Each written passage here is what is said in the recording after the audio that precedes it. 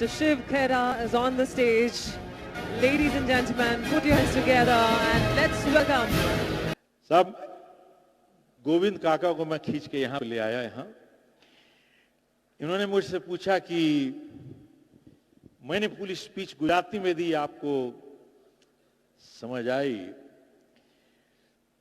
तो मैंने कहा भैया ऐसा है, दुनिया में चाहे किसी भाषा में आप अच्छी बात कहें तो ताली बज जाती है ऑटोमेटिकली, और किसी को गाली दे तो भी समझ में आ जाती है साहब। तो मैंने कहा साहब आपकी जो अच्छी बात हुई ताली ऑटोमेटिकली बज गई, लेकिन कुछ लफ्ज मैंने पकड़ लिए आपके।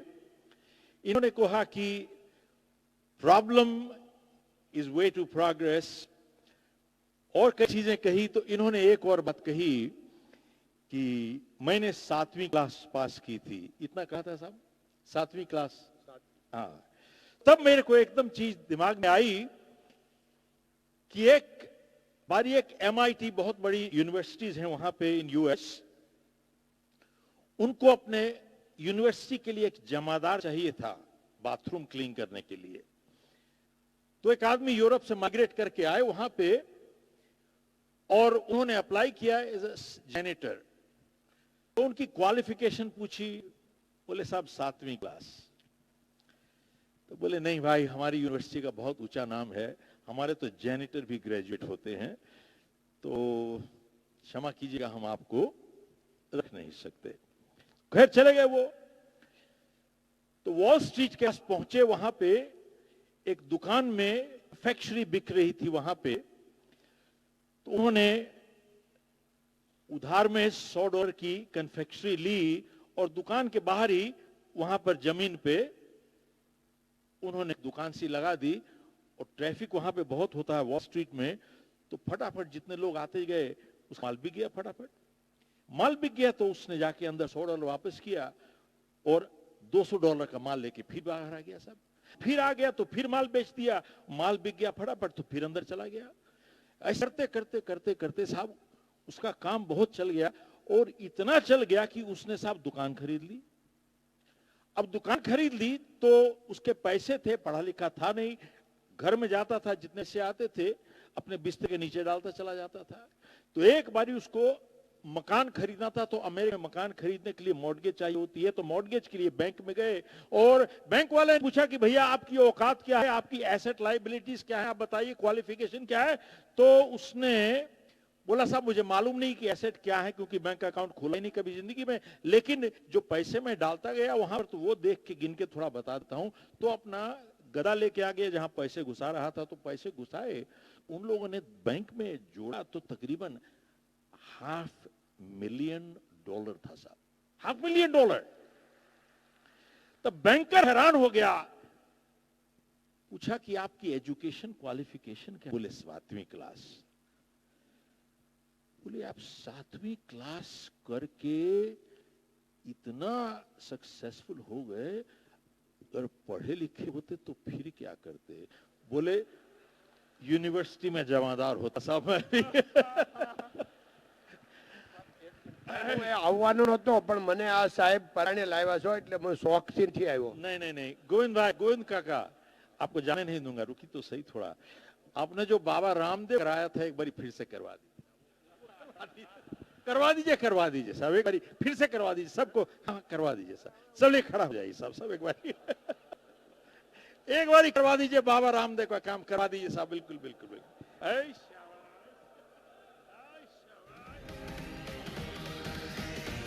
बहुत बहुत धन्यवाद sir, grateful to you, thank you sir, great job साहब। जैसे गोविंद काका बात कर रहे थे, तो एक सज्जन हमारे साथ बगल में बैठे थे कि थोड़ा थोड़ा बताते गए मेरे को। ना छोड़ दीजिए, छोड़िए छोड़िए इसको।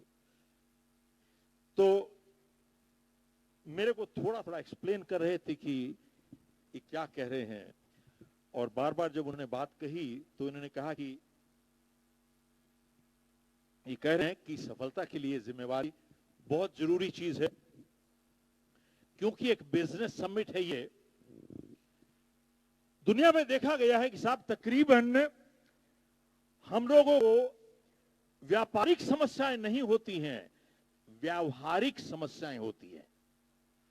और जब हम अपनी व्यावहारिक समस्याएं दूर कर लेते हैं, हमारी व्यापारिक समस्याएं ऑटोमेटिकली दूर हो जाती हैं। तो एक व्यापारी दफ्तर में काम करने के लिए आदमी चाहिए था, तो इंटरव्यू कर रहा था, तो उसको कहता है कैंडिडेट को कि भैया इस काम के लिए मुझे बहुत जिम्मेदार आदमी चाहिए।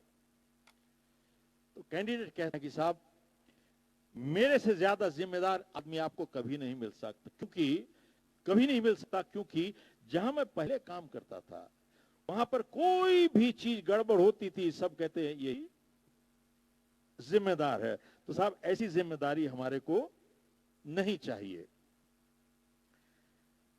अक्सर मैं जब एड्रेस करता हूं, बहुत बारी लोग आते हैं मेरे पास, कहते हैं कि मैं बहुत किताबें पढ़ता हूं, सेल्फ हेल्प बुक पढ़ता हूं, इंप्रूवमेंट बुक पढ़ता हूं, सफल होना चाहता हूं, मेरी बहुत इच्छा है सफल होने की, लेकिन सफल हो नहीं पा रहा हूं। क्या वजह है? तो मैं कहता हूं कि भैया वजह यह है कि आपकी इच्छा है, यही समस्या है।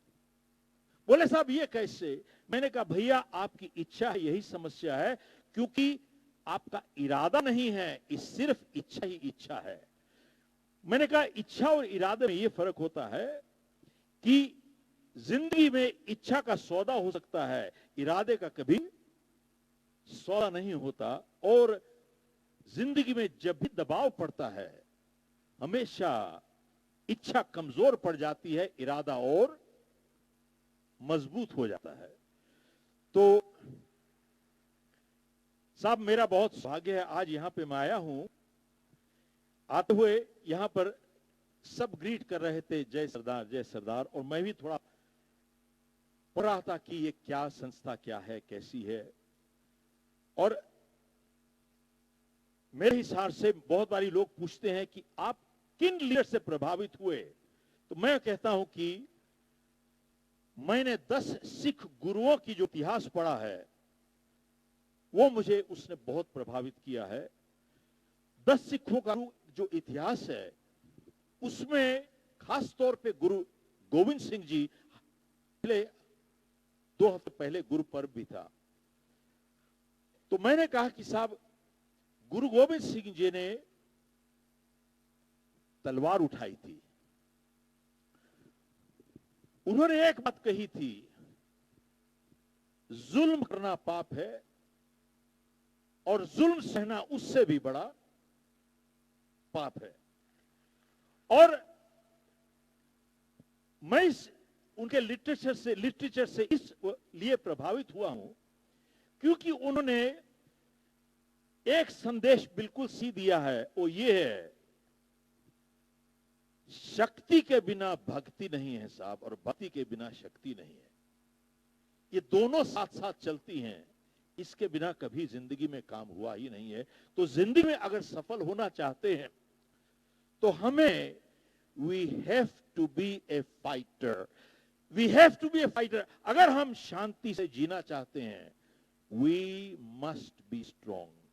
अपने आप को जब तक हम लोग स्ट्रॉन्ग नहीं बनाएंगे, हम लोग कभी भी जिंदगी में पीसफुली नहीं रह सकते। साहब आप देखें, सिर्फ एक स्ट्रॉन्ग आदमी ही वीक आदमी की मदद कर सकता है, वीक आदमी कभी वीक की मदद नहीं कर सकता। आर यू विद मी साहब? हेलो, आप अस्पताल में चले जाइए, जो स्ट्रॉन्ग होता है डॉक्टर कहता है तू भैया इस बीमार की देखरेख करना, जो बीमार होता है बीमार की देखरेख नहीं कर सकता। We have to be strong. देखिए साहब, ये कुदरत का असूल है, मेरा असूल नहीं है, कुदरत का असूल है। एक किसान मेहनत करके पौधे लगाता है, फल फूल लगाता है, लेकिन जब वो लगा चुकता है उसके बाद एक पूरी फौज इंसेक्ट्स की तैयार रहती है उसको डिस्ट्रॉय करने के लिए। वी रेडी है उसको डिस्ट्रॉय करने के लिए। अब उसके पास चॉइस क्या है? एक ही चॉइस है, या उन कीड़ों को आने दीजिए और आके डिस्ट्रॉय कर लें अपने आप को, या he has to destroy the weeds and the insects. There is a fight. ये फाइट जारी है साहब। मेडिकल डॉक्टर्स यहां बैठे हैं, इनसे पूछिए हमारी बॉडी में रेड सेल्स होते हैं, व्हाइट सेल्स होते हैं। साहब व्हाइट सेल्स क्या करते हैं? व्हाइट सेल्स का क्या काम है? They keep moving in the body and keep looking for infection. और इंफेक्शन को डिस्ट्रॉय करते हैं साहब। अगर इंफेक्शन को डिस्ट्रॉय नहीं करेंगे तो इंफेक्शन हमारे को डिस्ट्रॉय कर देगी। मतलब यह है कि एक जंग और युद्ध चल रही है हमारे अंदर परमानेंटली, और अच्छाई की जीत होगी तभी हम जी पाएंगे, वरना नहीं जी पाएंगे। तीसरा, हर जगह देखिए, आप कभी भी मॉर्निंग में सुबह जाते हैं काम पे और पहला काम करते हैं अपना कंप्यूटर चालू करते हैं।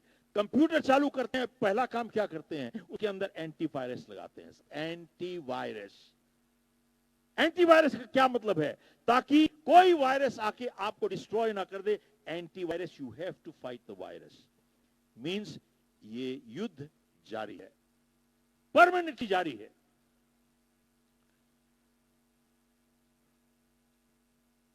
साहब हम लोग की कोल माइंस थी इंडिया में, 45 साल पुरानी बात कर रहा हूं मैं। सरकार ने सब कुछ नेशनलाइज कर दिया। तकरीबन 1000 लोग काम करते थे हमारे पास। क्योंकि ज्यादा पढ़ा लिखा नहीं था तो मैं यहां इंडिया छोड़ के चला गया और वहां जाके बाल्टी लेके घर घर जाके गाड़ियां साफ करता था। वहां लाइफ शुरू की मैंने। ग्रेजुअली मैं घर घर जाके वैक्यूम क्लीनर बेचने शुरू किए और वहीं से मैंने लाइफ इंश्योरेंस बेचना शुरू किया। तभी मैंने अखबार में एक इश्तिहार पढ़ा कि डॉक्टर नॉर्मन विंसेंट पील शहर में आ रहे थे, जिन्होंने किताब लिखी पावर ऑफ पॉजिटिव थिंकिंग। आपने नाम सुना है साहब? Yes no? अच्छा, तो 1000 लोग थे वहां पे, मैं भी चला गया। मैंने कहा साहब पावर ऑफ पॉजिटिव थिंकिंग आज सीखना तो चाहिए इनसे। तो साहब उस टाइम उनकी उम्र तकरीबन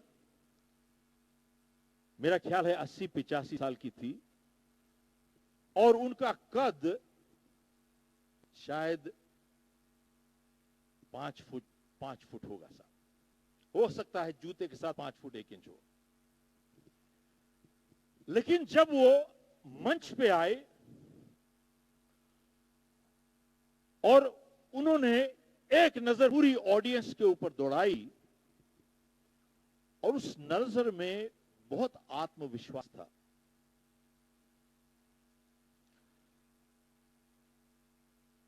लेकिन उस आत्मविश्वास के अंदर नम्रता थी। साहब तब मैंने समझा कि जिस आत्मविश्वास के अंदर नम्रता नहीं होती उसे अहंकार कहा जाता है। Yes no? और उस उम्र में जिस उत्साह से, उस कद से बोले वो, साहब उस दिन से मैंने कद की परिभाषा बदल दी है साहब। जिंदगी में इंसान का कद कभी गर्दन से नीचे नहीं नापा जाता, हमेशा गर्दन से ऊपर नापा जाता है साहब।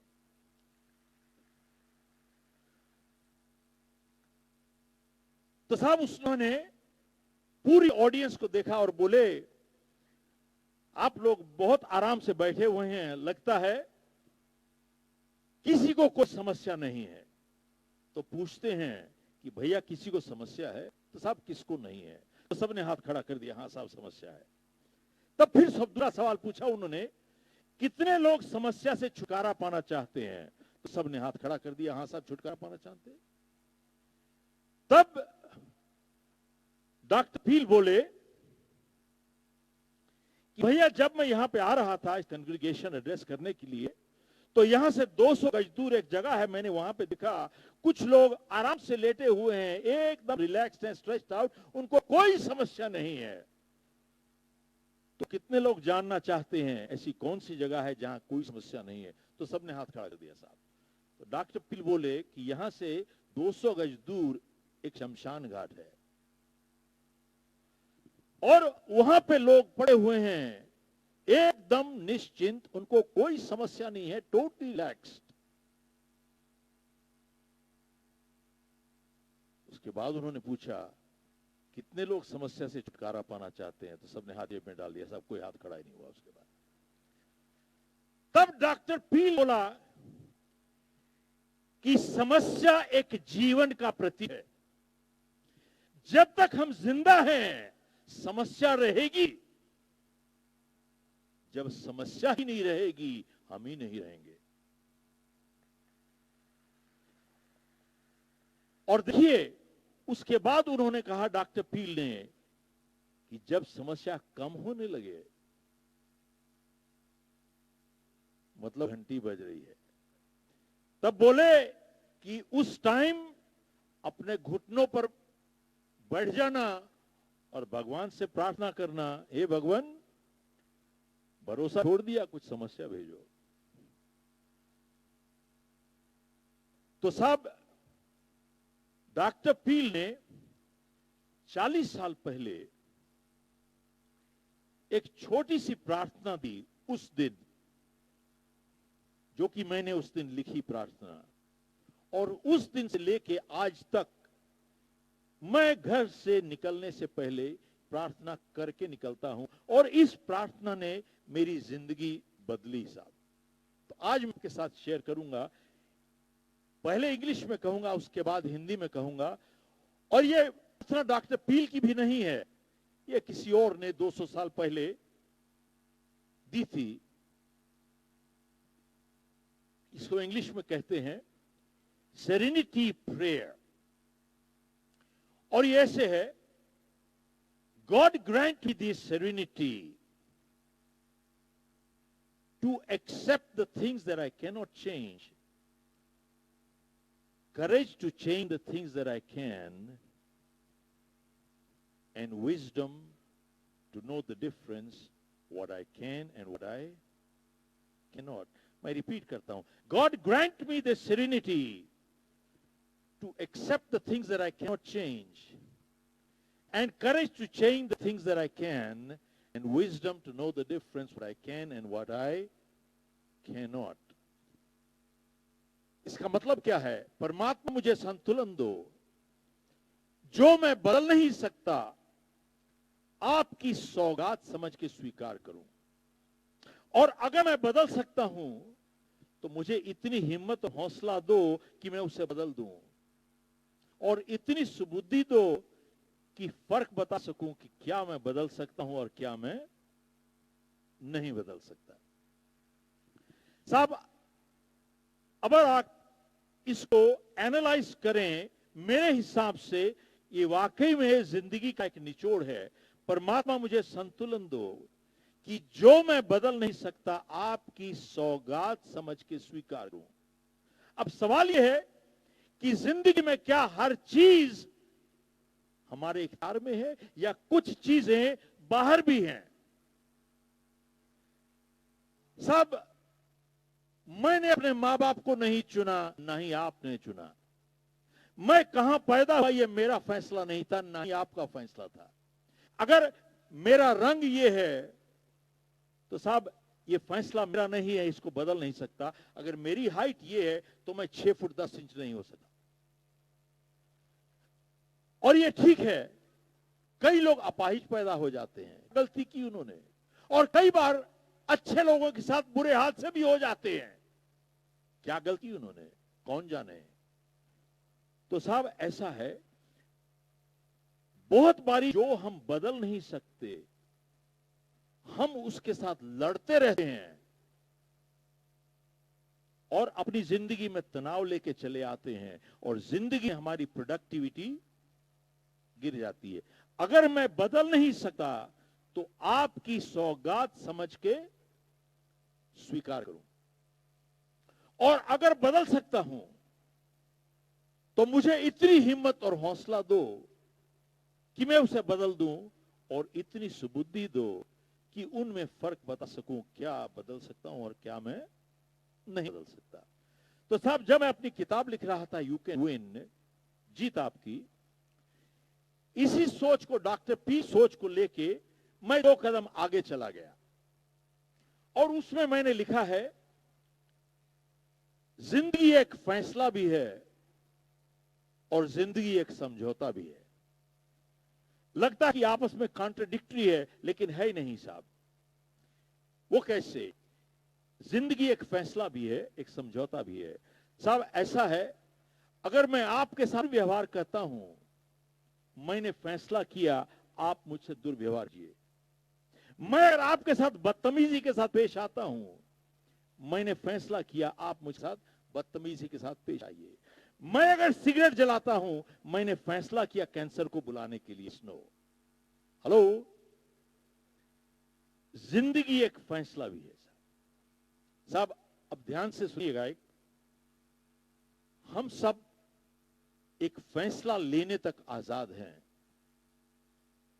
लेकिन जब हम फैसला चुकते हैं, फैसला हम पे काबू पा लेता है, हमारी आजादी खत्म हो जाती है साहब। We are all free to the point of choice, but after we make our choices, choice controls the chooser. We have no more choice. साहब ऐसा है, किसी ने सही कहा है, जिंदगी में ताश के पत्ते कैसे मिलते हैं इसका फैसला हम नहीं कर सकते, खेल कैसे खेलते हैं इसका फैसला हम जरूर कर सकते हैं। हवा का रुख हम नहीं बदल सकते, लेकिन नाव में सेल कैसे लगाते हैं इसका फैसला हम कर सकते हैं साहब। साहब, जब मैंने किताब लिखी यू कैन विन, तकरीबन 45 साल पहले कहीं दिमाग में आई होगी किताब, तो मैं दफ्तर में बैठता था, चुटके बनाता था, रेस्टोरेंट जाता, वहां पर नैपकिन के ऊपर जो दिमाग में थॉट आती थी मैं लिख देता था उसमें। तो तकरीबन 20-25 साल लगे पहली किताब लिखने में। उसके बाद मैंने कहा साहब किताब तो बहुत बढ़िया लिखी हमने। मैंने पब्लिशर्स की लिस्ट मंगाई न्यूयॉर्क न्यू जर्सी में, और मैंने अपनी किताब भेजी वो पब्लिश के लिए। तो साहब किसी का ना कोई जवाब आया, और किसी का अगर आया तो उसमें रिजेक्शन आ गई, sorry we can not publish your book. मैंने कहा साहब ये 2-3 स्टेट तो ट्राई कर ली, अब अमेरिका की डायरेक्ट मंगाई जाए। मैं साहब पुरानी बात कर रहा हूं, कोई तकरीबन 21-22 साल पुरानी। तो मैंने अमेरिका की डायरेक्ट मंगाई पब्लिशर्स की, मैंने 100-200 चिट्ठियां लिख दी साहब। मैंने कहा हो सकता है इट माइट वर्क। तो मैंने table of content first chapter हर एक को भेज दिया उठा के। मैंने कहा साहब मेरी किताब पब्लिश कीजिए। तकरीबन सब चुप थे, किसी ने जवाब नहीं दिया। फोन किया तो बोले साहब हम आपकी किताब नहीं पब्लिश कर सकते। क्यों? तो इस वाला जवाब नहीं देने की हमारी कोई बात नहीं है। और किसी किसी का चिट्ठी आ जाती थी, sorry we can not publish your book. सब मैंने तकरीबन 500-700 चिट्ठियां लिखी साहब, हर एक में रिजेक्शन आ गई। फाइनली मैंने सोचा कि सभी ने तो रिजेक्ट कर दिया भाई, अब दुनिया का सबसे बड़ा पब्लिशर जो है उसको लिखा जाए प्रेंटिस हॉल। और क्या हो सकता है मेरे में कोई कमी हो, इस वजह से रिजेक्ट कर रहे हैं। तो मैंने कहा अपनी वाइफ को, मैंने कहा एडिट करो भाई। किसी और को पूछा उससे, उन्होंने कहा सब तो अच्छा है, टेबल ऑफ कंटेंट भी बढ़िया है, फर्स्ट चैप्टर का मैन्युस्क्रिप्ट बहुत बढ़िया है। तो मैंने कहा हो सकता है प्रेजेंटेशन में कमी हो, हमको पेपर अच्छा लाना। खैर मैं लेके आया, बढ़िया पेपर लेके आया, प्रिंटिंग कराई उस टाइम, और एक अच्छे तरीके से लिफाफे में रिबन शिबन बांध के मैंने साहब प्रेंटिस हॉल को भेज दिया। साहब कभी तो जिंदगी में टाइम बदलता है। और इस बारी क्या हुआ, जवाब क्या आया साहब? हेलो, क्या जवाब आया? साहब इस बारी फिर ऐसी रिजेक्शन आई, मेरा लिफाफा बिना खोले ही उन्होंने रिजेक्शन भेज दिया। वापिस कहते हैं तुम्हारे जैसे लोग जो ऑथर बनना चाहते हैं 1000 चिट्ठियां पर वीक, एक हफ्ते में आती हैं। 1000 चिट्ठी एक हफ्ते में आती है। बोले हम तुम्हारी किताब देखेंगे भी नहीं जब तक पूरा मैन्युस्क्रिप्ट नहीं भेजोगे। और सील्ड लिफाफा वापस भेज दिया साहब हमारे को। साहब अब तक तो मेरे को तकलीफ होती थी जब रिजेक्शन आती थी। इस बारी जब बिना पढ़े लिफाफा मुझे वापस भेजा तो साहब गुस्सा भी आया मुझे। खैर मैंने कहा साहब नॉर्मली ए रिजेक्टेड ऑथर कभी वापस चिट्ठी नहीं लिखता। मैंने कहा इनको चिट्ठी जरूर लिखूंगा। अरे भैया बोल के एक बारी पढ़ तो लेते, फिर रिजेक्ट कर देते तो अच्छा लगता। बिना पढ़े ही भेज दिया वापस लिफाफा। मैंने चिट्ठी लिखी प्रेंटिस हॉल को कि साहब you have been so ill mannered, you have rejected me even without reading my book. I wish you had read book। पढ़ के रिजेक्ट करते तो अच्छा लगता था। इसलिए अगर आप पब्लिश भी करना चाहेंगे तो भी नहीं करवाऊंगा आपसे किताब पब्लिश। साहब ऐसा है दुनिया के सबसे बड़े पब्लिशर को कभी इस तरीके की चिट्ठी मिली भी नहीं किसी रिजेक्टेड ऑथर से। तो जब मेरी चिट्ठी मिली तो कहते हैं वील मेक एन एक्सेप्शन, दोबारा से भेजिए। हमने टेबल ऑफ कंटेंट भेजा, पहला चैप्टर भेजा। मैंने कहा चलो छोड़ो गुस्सा भाई, शुरू करो कहीं काम। तो मैंने भेजा तो उनको जब ठीक लगा तो बोले we'll consider, send us the entire manuscript. तो हमने साहब उनको पूरा मैन्युस्क्रिप्ट भेजा। उन्होंने पूरा पढ़ लिया तो बोले साहब ये तो किताब बढ़िया लगता है। खैर किताब पब्लिशर का एग्रीमेंट पढ़ के कभी कोई साइन नहीं कर सकता साहब। उसमें मॉडिफिकेशन की हम लोगों ने तो करके मेरी किताब पब्लिश की। 1000 किताब उन्होंने, सिर्फ 1000 किताब, $1 कॉस्ट थी उसकी, उन्होंने पब्लिश की। और 6 किताब मेरे पास प्रेजेंटेशन के लिए आए और कंग्रेचुलेशंस किया, हाथ मिलाया और बोले mister Khera you have come author now. ये 6 किताब आपकी प्रेजेंटेशन की किताब है। तो साहब उसके बाद मैं जाता था जिस जगह पे अलग अलग देशों में, बुक शॉप में जाता था और खोजता था मेरी किताब कहां है। तो मैं उनसे पूछता था कि भैया आपके पास पूरा खोजने का नहीं मिलती थी किताब। तो मैं पूछता था कि आपके पास किताब है यू कैन विन। तो मेरे से पूछते थे यू कैन व्हाट। मैंने कहा भाई यू कैन विन। बोले यू कैन व्हाट। तो मैंने कहा हो सकता है टाइटल से नहीं पहचानेंगे, हो सकता है ऑथर के नाम से पहचान ले। तो मैंने कहा भैया ऑथर था शिव खेरा। बोले शिव व्हाट।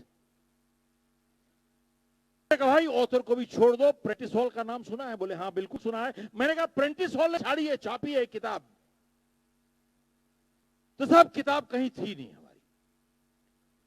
तो मैं अपने पब्लिशर के गया, मैंने कहा भाई किताब बिकेगी कैसे अगर किताब दुकान में है नहीं तो। मैंने कहा थोड़ा प्रमोशन करो, एडवर्टाइज करो। बोले हमारे पास बजट नहीं है साहब। तो मैंने कहा भाई कोई पीआर कर दो, कम से कम प्रेस रिव्यू ले आओ, उसके तो पैसे नहीं लगते। बोलते हैं मैंने क्या पैसे लगते हैं। बोले कुरियर के। मैंने कहा भैया एक काम करो, कुरियर के पैसे मेरे से काट लीजिएगा, मेरी रॉयल्टी से अगर कोई रॉयल्टी होगी तो।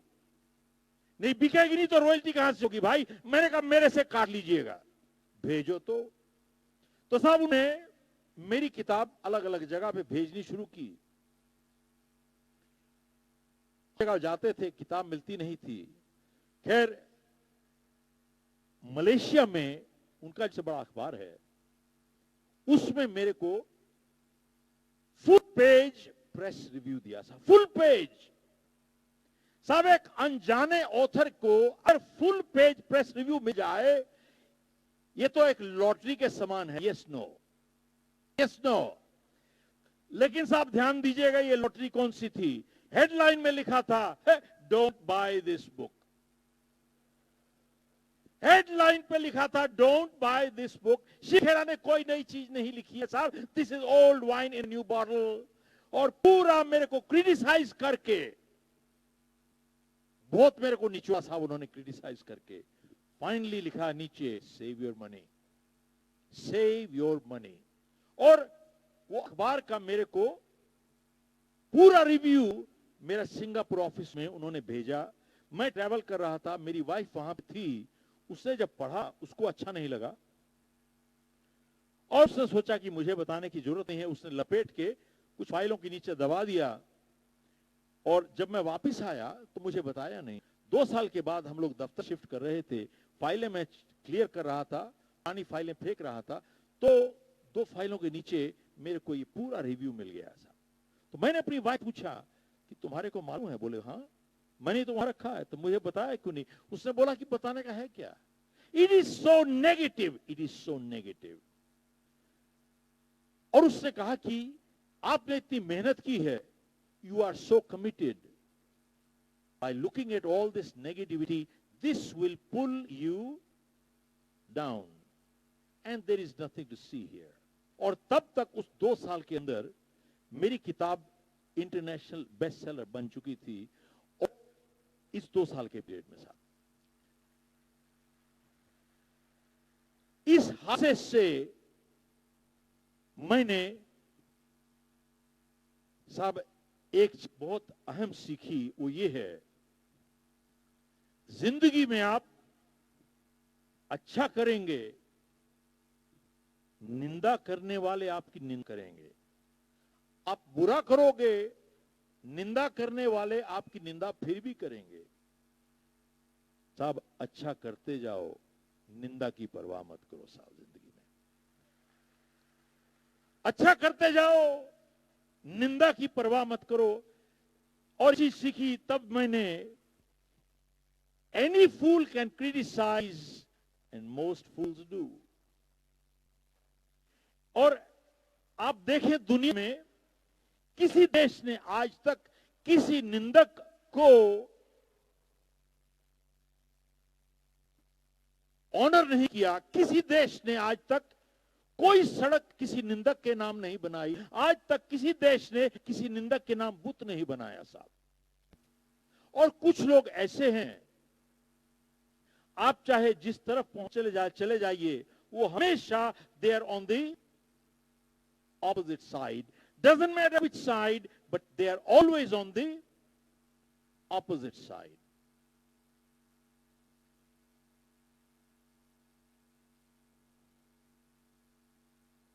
साहब मैंने हाल ही में एक आर्टिकल लिखा था जो मैंने न्यूयॉर्क टाइम्स में भेजा पब्लिकेशन के लिए, और उन्होंने मुझे वापस भेजा कि आप कंडेंस करके दीजिए इसको।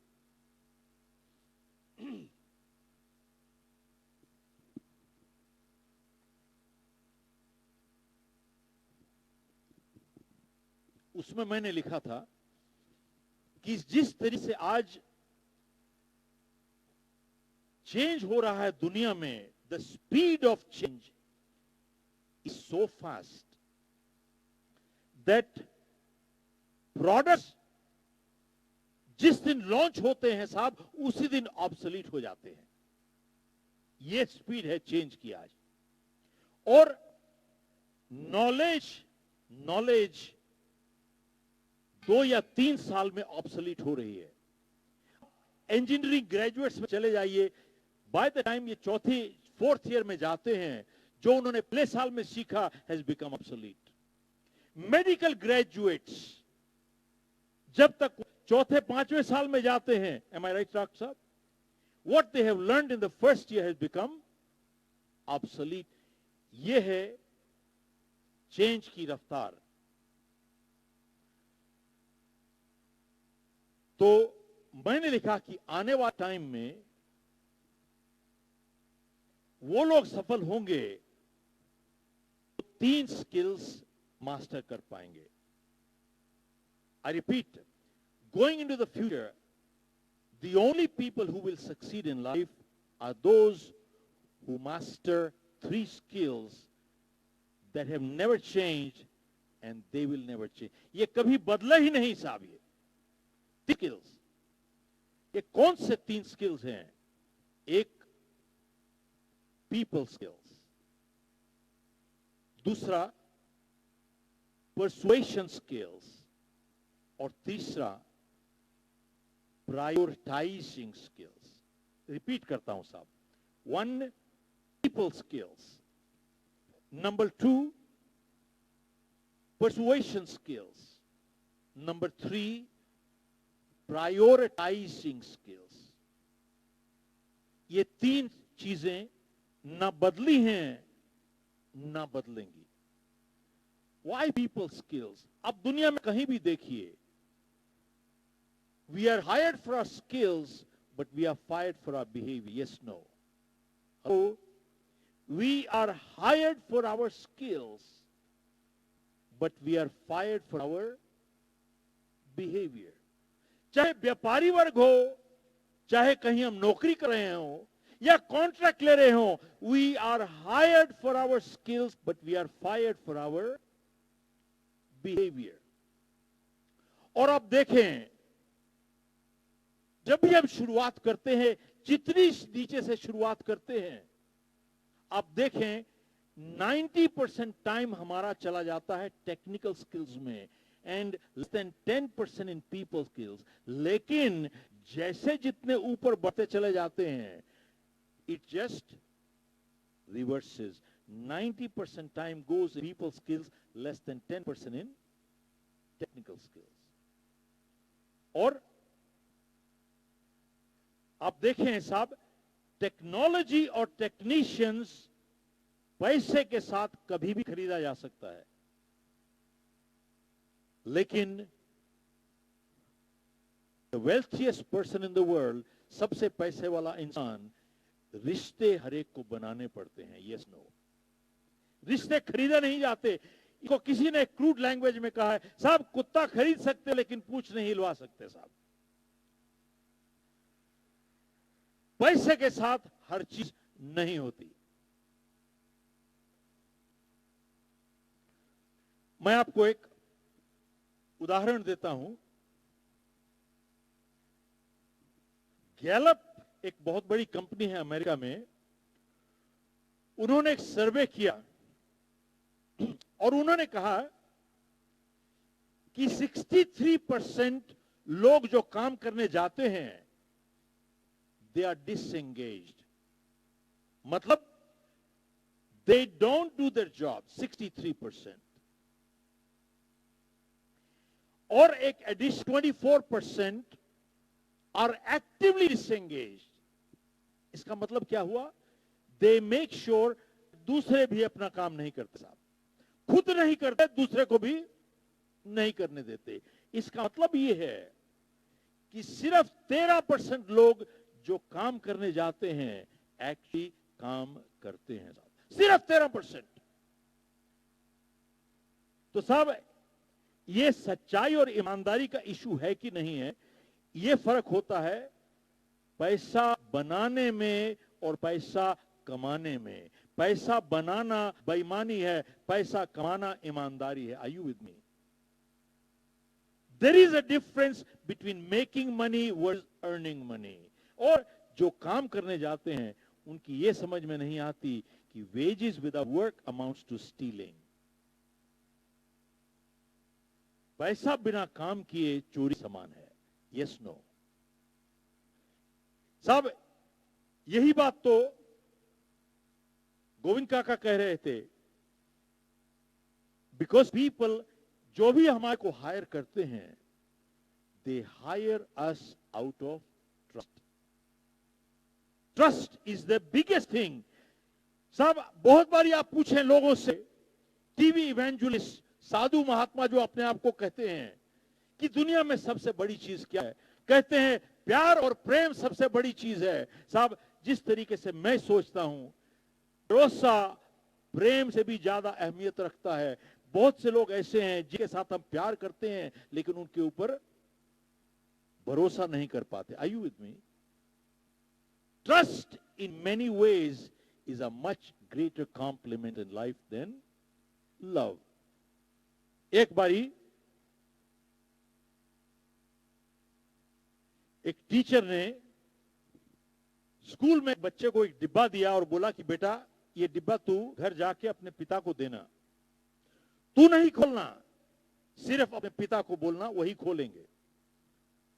बच्चा जैसे घर जा रहा था, उस डिब्बे के अंदर कुछ था जो हिल रहा था, तो उसका बहुत उत्सुक हुआ। वो रास्ते में जंगल था, फिर सोचने लगा कि भाई खोल के देखूं क्या है। याद आया कि गुरुजी ने मना किया था खोलना नहीं। फिर दिमाग में सोचता है, अरे भाई मेरा टीचर यहां पे थोड़ी है, अगर खोल लूंगा तो उसको मालूम कैसे होगा। खैर उसने डिब्बा खोला, डिब्बे के अंदर एक चूहिया थी, चूहिया उछल के भाग गई और चली गई। अब वो चूहा खींच के ला नहीं सकता था। उसने डिब्बा बंद किया, घर आ गया, पिता के पास गया और कहता है, पिताजी ये डिब्बा मेरे टीचर ने दिया आपके लिए और बोला कि आप ही खोलिएगा, लेकिन मैंने खोला इसको, उसके अंदर एक चूहा था, चूहा उछल के भाग गया। मैं आपसे यह पूछना चाहता हूं, एक कैसा स्कूल है जो टीचर रखता है जो माँ बाप को घर में चूहे भेजते हैं, और ये टीचर कैसा है, आपके पास और कुछ नहीं है, और आप पिता कैसे हो जो मुझे ऐसे स्कूल में भेजते हो जहां पे टीचर खाली चूहे घर में भेजते हैं। मैं आपको सिर्फ यही कहना चाहता हूं, हमने खोया कुछ नहीं, हमने कुछ नहीं खोया, क्योंकि इस डिब्बे में खाली एक चूहा था। तो उसके पिता ने बोला कि बेटा जो संदेश तेरे गुरुजी ने भेजना था तू फेल हो गया बेटा, तेरी समझ में कुछ नहीं आया। जो हमने खोया तुझे मालूम नहीं है, तूने अपने टीचर का भरोसा सारी जिंदगी के लिए खो दिया था। You have lost your trust, lost teachers' trust in you forever. साहब क्योंकि समय की कमी है और काफी हम लेट जाते हैं, मैं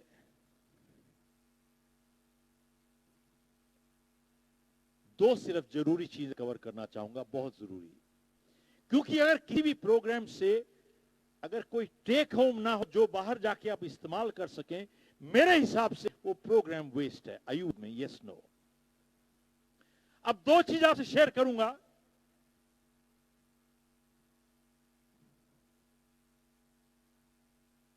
वो ये है, हमारा एक कोटेशन है, जीतने वाले कोई अलग काम नहीं करते, वो हर काम अलग ढंग से करते हैं। तो अक्सर लोग पूछते हैं मुझसे कि साहब अलग ढंग से क्या करते हैं, और मेरा उनको जवाब यह है कि साहब जीतने वाले उस काम करने की आदत बना लेते हैं जो हारने वाले जिंदगी में कभी करना नहीं चाहते। और वो ऐसा कौन सा काम है जो हारने वाले नहीं करना चाहते? वही काम है जो जीतने वाले भी नहीं करना चाहते लेकिन फिर भी करते हैं। आप देखिए, हारने वाले सुबह नहीं उठना चाहते, जीतने वाले भी नहीं उठना चाहते लेकिन उठते हैं। हारने वाले मेहनत नहीं करना चाहते हैं साहब, जीतने वाले भी नहीं करना चाहते लेकिन फिर भी करते हैं। जीतने वाले उस काम करने की आदत बना लेते हैं जो हारने वाले कभी करना नहीं चाहते, और वही काम है साहब, वही काम है। मैं ये बात आपसे क्यों कह रहा हूं? वो इस वजह से कह रहा हूं कि कितनी बार आप ये सुनते हैं कि साहब इसकी तो किस्मत ही अच्छी है, मिट्टी को लगाता है सोना हो जाती है, इसकी किस्मत खराब है साहब, ये तो सोने को हाथ लगाता है मिट्टी हो जाती है। इस बात में सच है, और सच ये है कि जिसको हम कहते हैं इसकी किस्मत अच्छी है, मिट्टी को हाथ लगा सोना हो जाती है, आप उसकी जिंदगी देखें और जिंदगी में हर ट्रांजैक्शन देखें। सही व्यवहार एक आदत सी बन चुकी है। जब करते हैं सही करते हैं, इट हैपेंस। और इसको हम कहते हैं इसकी किस्मत खराब है, ये सोने को हाथ लगाता है मिट्टी हो जाती है। उसकी जिंदगी देखें और रखें, हर ट्रांजैक्शन परखें। Negative behaviour has become habitual, आदत बन गई साहब। जब करते हैं गलत करते हैं, हो जाता है गलत हो जाता है। Reflexes move. चाहे हम लोग की कोई भी उम्र हो, एक चीज हम लोगों ने बचपन से ही से अपने माँ बाप कहते हैं कि बेटा अच्छी आदतें बनाओ, आदतों से चरित्र बनता है। और अगर हमारी आदतें अच्छी हैं तो हमारा चरित्र अच्छा है, आदतें बुरी हैं तो चरित्र बुरा है, क्योंकि 90% हमारा behaviour is habitual. We don't think, we just act. और अच्छी आदतें मुश्किल से आती हैं, लेकिन उनके साथ जीना आसान है। बुरी आदतें आसानी के साथ आती हैं, लेकिन उनके साथ जीना मुश्किल है। और जब तक हम आदत को पकड़ते हैं, आदत हमको पकड़ चुकी होती है। Yes no? बजा लीजिए साहब, जोर से बजा लीजिए, भाई जोर से बजा लीजिए, अच्छा रहेगा। जब तक हम आदत को पकड़ते हैं, आदत हमारे को पकड़ चुकी होती है। साहब मैं ये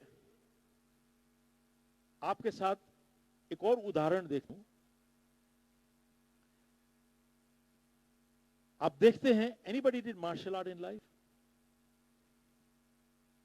सब मार्शल आर्ट में लोगों को व्हाइट बेल्ट मिलती है, yellow, green, purple, brown, black belt. 5 years later, 5 साल के बाद, they are still doing same thing जो उन्होंने सीखा था with white belt. Block punch, block punch, block punch, block. 5 साल के बाद ब्लॉक पंच कर रहे हैं साहब। क्यों? क्योंकि टीचर समझता है ये ब्लॉक पंच एक रिफ्लेक्स एक्शन बनना चाहिए। क्यों? अगर स्टूडेंट सड़क पे उसका झगड़ा हो जाए और अगर उसको ब्लॉक एंड पंच करने के लिए सोचना पड़े, क्या होगा? पिट के आएगा साहब। मार्शल आर्ट स्टूडेंट को कभी सोचना नहीं होता, उनके रिफ्लेक्स मूव करते हैं साहब।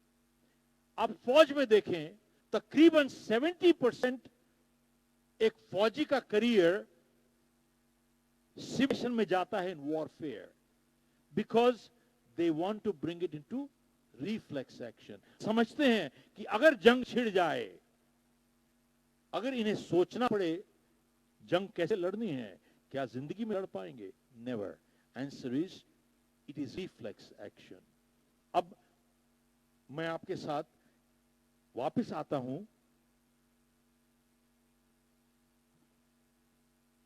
हम लोग अपने परिवारों में अच्छे उसूल या बुरे उसूल कैसे सिखाते हैं? Let me share with you, because यहां से आज अगर यही 2 चीज हम लोग ले जा सकें तो this will be very important. पहली बात तो मैं एक्सेप्ट करूंगा, कबूल करूंगा कि जिंदगी में मैंने बहुत गलतियां की हैं। अगर आप किसी ऐसे इंसान को जानते हैं कि जिसने गलती नहीं की, तो ऐसे इंसान को जानते हैं जिसने जिंदगी में कुछ किया ही नहीं। साहब, गलती करना पाप नहीं है। गलती का एहसास होने के बाद दोहराते रहना पाप जरूर है। Yes no? तो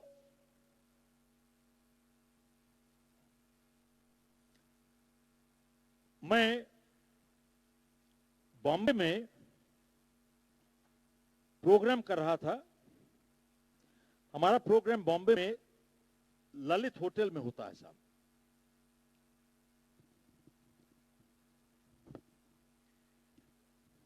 मेरे बेड के साथ एक टेबल पड़ी थी और टेबल के ऊपर एक डिजिटल क्लॉक पड़ी थी। अब 5 स्टार होटल में भी डिजिटल क्लॉक होगी, कितने की होती है? 50 रुपए, 100 रुपए की होती है।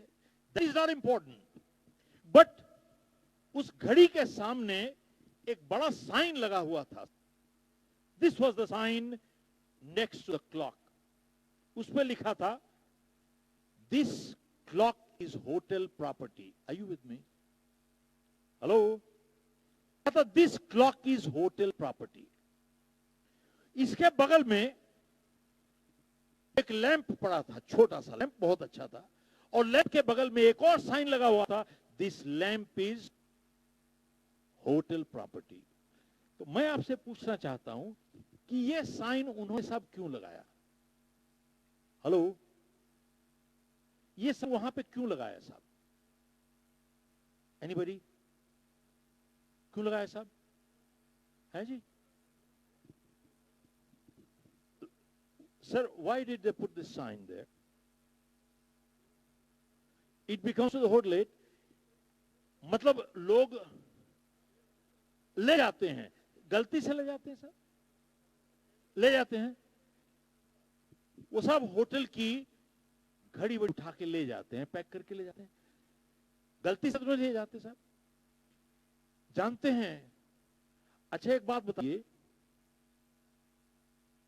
जो वहां पर रह रहा है 15-20 हजार रुपए एक रात के किराया दे रहा है, 15-20 हजार रुपए, वो सब गरीब आदमी होगा? गरीब आदमी है क्या? सब अरबपति है, वो होटल खरीद सकता है, लेकिन उठा के ले जाते हैं। अब कोई ऐसे लोग हैं, कटलरी ले जाते हैं, क्रॉकरी ले जाते हैं, तौलिया ले जाते हैं, लिनन ले जाते हैं, और घर में बच्चों को दिखाते हैं, और जानते हैं क्या कहते हैं? बेटा मैं सुविनियर कलेक्ट करता हूं, आई कलेक्ट सुविनियर्स। और साहब ये खुशी से मैं नहीं कह रहा हूं, 2013 को 19 अप्रैल a global survey was conducted and it said Indian tourists rank number 3 in hotel item thieves in the world. साहब आप लोग जितने लोग हंसे हो यहां पे, मैं बिल्कुल कह सकता हूं ये खुशी की हंसी नहीं थी। yes, no. खुशी की हंसी खुल के हंसी जाती है साहब, हंसी में एक तकलीफ थी। This is not a happy situation. और हम लोग अपने आप को कहते हैं we are the spiritual capital of the world. If we are the spiritual capital, we ought to be the most honest country in the world, but the reverse is true. साहब हम लोग छोटी छोटी चीजों के लिए, 2-2 कौड़ी के लिए झूठ बोलते हैं। एंड दूसरी बात यह है कि तकलीफ भी नहीं होती साहब उसके बाद। एक टाइम था हम लोग गलत काम करते थे तो तकलीफ होती थी कि साहब गलती हो गई। आज जानते हैं लोग गलत काम करते हैं तो उनको तकलीफ भी नहीं होती, और जब पकड़े जाते हैं तो तकलीफ जानते हो किस बात की होती है? पकड़े क्यों गए। गलती करने की तकलीफ नहीं होती, पकड़े जाने की तकलीफ होती है। This is degradation of values. हमारे परिवारों में कैसे गलत उसूल सिखाते हैं। हमारे दफ्तर में अगर कोई फोन आती है और मैं फोन नहीं आंसर कर सकता, या किसी क्रेडिटर का फोन आता है जिसको हमें पैसे नहीं भेजे for whatever reason, cash flow reason और ओवरसाइट रीजन, तो हमारा स्टाफ ये नहीं कहेगा साहब चला गया, सिर्फ माफी मांगेगा। साहब अगर मैं अपने स्टाफ को सिखाता हूं झूठ बोलने के लिए, एक दिन आएगा कि मेरा स्टाफ मुझसे ही मुझसे ही झूठ बोलेगा। और सब जितनी बारी मैं उनको झूठ बोलना सिखाता हूं और वो झूठ बोलते हैं, कोई नहीं भी देख रहा हो, हम लोग अपनी नजरों में गिरते चले जाते हैं। सब देखा है, सिर्फ पहला झूठ ही मुश्किल है, अगला झूठ आसान हो जाता है, तीसरा और आसान हो जाता है, चौथा और पांचवा। सब हमने एक स्विस कंपनी को एक क्लाइंट लिया फॉर कंसल्टिंग, तो उन्होंने मुझे बोला कि उनके सुने कि साहब हमारी सेल्स ट्रेनिंग कर दीजिए। तो मैंने कहा भैया क्या करना चाहते हैं आप? बोले मैं सेल्स को इंक्रीज करना चाहता हूं। तो मैंने कहा भैया मुझे गिव मी 3-4 डेज। तो मैंने अपने दफ्तर से कुछ आदमी भेजे वहां पे, और I'll close in within 5 minutes.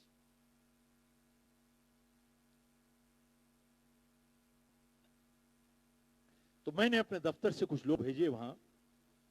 मैंने कहा भैया चेक कीजिए इनके लोग कैसे क्या काम कर रहे हैं। एक हफ्ते के बाद मैंने उनके सीईओ को फोन किया और मैंने कहा कि भैया ऐसा है, आपके लोगों को सेल्स ट्रेनिंग नहीं चाहिए, they need training in courtesy, etiquette, manner, integrity. बोले क्या?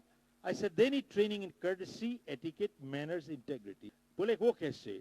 मैं कहा बहुत बारी आपके सेल्स लोगों की अपॉइंटमेंट होती है और दे आर लेट, इनको इतनी courtesy नहीं है to call and say I'm sorry I'm running late.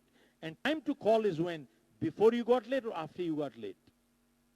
तीसरी चीज, दफ्तर लेट पहुंचते हैं and they don't even have the courtesy to say I'm sorry I kept you waiting. और अगर फोन करते हैं वहां पे तो जानते क्या कहते हैं सब I'm stuck in, फिर से I'm stuck in traffic. Now traffic वाकई में दुनिया भर में एक समस्या बन चुकी है, लेकिन बहुत बारी ये लोग अपॉइंटमेंट से सिर्फ 5 पहले अपने दफ्तर से निकलते हैं and they blame it on traffic.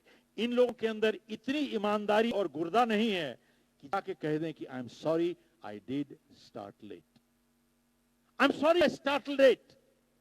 They don't have the guts and integrity to do that. और देखा गया है सिर्फ पहला झूठ ही मुश्किल है, पहला झूठ आसान हो जाता है, तीसरा, चौथा और पांचवा. And very soon you are dealing with a chronic liar who is a rascal. सब एम आई एग्जैजरेटिंग? आप देखें हम लोग अपने परिवारों में ऐसे गलत उसूल सिखाते हैं.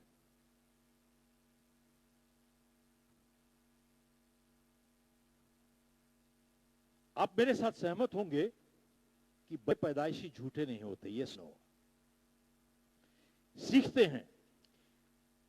बच्चा इतना सा है, फोन आती है, बच्चा उत्साह से जाता है और वो पूछता पापा घर में है? बिल्कुल घर में है. और दौड़ा दौड़ा पिता के पास आता है, कहता है पापा आपके लिए फोन है. क्या बोला बेटा? मैंने कहा पापा घर में है. पापा कहता है कि बेटा इसको जाके बोल मैं घर में नहीं हूं क्योंकि मैं इससे बात नहीं करना चाहता. लेकिन पापा आप तो हो. ये मालूम है, जाके बोल घर में नहीं हूं, लेकिन आप तो हो. तीसरी बारी, चौथी बारी कहता है आप तो हो. जब चौथी बात कहता है, पिता कहता है तू जाता है या मैं तुझे सिखाऊं. देखिए साहब, जिंदगी में पहली बारी साइज की बहुत अहमियत होती है. बच्चा इतना सा है, आप पहाड़ है साहब. और पिता कहता है, बेटा कहता है कि पिता मैं जाता हूं पापा. और जब वापस जा रहा होता है उसका उत्साह एकदम गिर जाता है. और पहली बारी बच्चा कंफ्यूज होता है, सिर खरोच रहा होता है और दिमाग सोचता है पापा घर में है लेकिन कह दो घर में नहीं है, लेकिन फिर भी घर में है, कह दो घर में नहीं लेकिन फिर भी है. खैर वो जान छुड़ाना चाहता है, एकदम फोन उठाता है और रिफ्लेक्स एक्शन टेक ओवर कर लेता है और जोर से कहता है पापा घर में. कहते हैं पापा घर में नहीं है, पटक देता है फोन. अब जैसा वो उसने पटका, पिता सुन लिया उसकी बात और उसको बुलाता है कि कहता है बेटा जिस तरीके से तू जा रहा है यू पिता को मुश्किल में डालेगा. और पिता उसको एक झापड़ देता है और उसकी समझ में आ जाती है. बच्चा कहता है पापा अब कंफ्यूजन खत्म हो गया, अब मुझे देखो, अब मैं आपको सिखाता हूं. अगली बारी फोन बजती है, बच्चा दौड़ा दौड़ जाता है. पूछते हैं पापा घर में है? बच्चा क्या कहता है? देख के बताता हूं. अरे भाई क्या देखेगा? दे जाता है पिता के पास, कहता है पापा आपके लिए फोन है. बेटा क्या बोला? मैंने बोला देख के बताता हूं. शाबाश बेटा, गुड बॉय, गुड बॉय. साहब एक शाबाशी एक प्रोत्साहन है. Yes no. शाबाशी एक प्रोत्साहन है. साहब एक the greatest management principle you will ever hear in your life, वो अगला वाक्य मैं आपसे बोलने जा रहा हूं. This was given by Michael LeBoeuf. उसने कहा था जिस व्यवहार को आप प्रोत्साहन देंगे वही व्यवहार बढ़ता चला जाएगा. साहब any behaviour that gets rewarded gets repeated. शाबाश बेटा इज ए रिवॉर्ड. और बच्चा कहता है पिता के कुछ कहने से पहले पापा आपको बात करने की जरूरत नहीं है, मैं बोल देता हूं आप घर में ही नहीं हो. नहीं बात करनी है. पिता के कुछ कहने पहले बच्चा बाप के लिए झूठ बोलने को तैयार है. Yes no. Hello, he is ready to lie. सब बचपन से ये बच्चा छोटे छोटे छोटे छोटे छोटे छोटे छोटे छोटे छोटे छोटे झूठ बोल रहा है. और जब बड़ा होता है इसने किस चीज का अभ्यास किया? झूठ बोलने का. और जब बड़ा होता है ये झूठ बोलने में ही निपुण हो जाता है. और सब जितनी बारी ये झूठ बोलता है बच्चा उतनी बारी अपनी नजरों में गिरता चला जाता है. और जब बड़ा होता है इसके अंदर हीन भावना इतनी बढ़ चुकी होती है कि 2-2 कौड़ी के लिए अपनी मां को बेचने के लिए तैयार हो जाता है. साहब ये 2-2 कौड़ी के लिए, रुपए के लिए अपनी मां को बेचने के लिए तैयार हो जाता है. साहब मैं क्यों कह रहा हूं कि अपनी मां को बेचने के लिए तैयार होता है? इस वजह से आप जानते हैं इंडियन एयरलाइन का प्लेन जो हाईजैक हुआ था, काबुल गया था, फेक पासपोर्ट्स वर इश्यूड। हम टेररिज्म की बात करते हैं, टेररिस्ट। सर प्लीज, सर नमस्कार सर, जी हमें अभी अवार्ड फंड शुरू होने वाला है, प्लीज। अच्छा, मेरे को एक मिनट देंगे, लास्ट मिनट दीजिएगा। ओके, मैं खत्म करता हूं साहब। तो कहां पे थे हम लोग?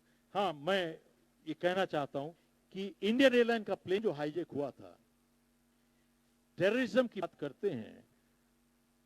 टेररिस्ट कौन है? जिसने जाली पासपोर्ट इशू किया या जिसने जाली पोस्ट पासपोर्ट जिसको मिला। और लास्ट चीज मैं जो कहना चाहूंगा आपसे वो ये है कि हाल ही में बॉम्बे ब्लास्ट की जजमेंट्स आई हैं हमारे पास। यहां पर जरूर ब्यूरोक्रेट्स, आईएएस, आईपीएस बैठे होंगे, और उसमें जिसमें 200-300 लोग मारे गए थे, आप जाके सीवीसी का साइट पढ़ें, उसमें लिखा था RDX was to immigration and customs and escorted to site by people in uniform and money exchange was 20 lakhs, 20 lakh रुपए। साहब एक बात बताइए, कौन सा ऐसा इंसान होगा जो अपने देश को 20 लाख रुपए के लिए बेच देगा? मैं आज इसलिए इस बात से खत्म करना चाहता हूं कि साहब सरदार पटेल ना होते तो ये देश भी नहीं होता। ये आज हम लोग खड़े हैं यहां पे इस बड़े हॉल में, सिर्फ सरदार पटेल एक आदमी की लीडरशिप के बाद, और सरदार पटेल के बाद इस देश में कोई अच्छा लीडर हुआ ही नहीं। और आज अगर देश को जरूरत एक दूसरे और सरदार पटेल की जरूरत है। इन्हीं लफ्जों के साथ मैं आपसे धन्यवाद कहना चाहूंगा। Thank you very much.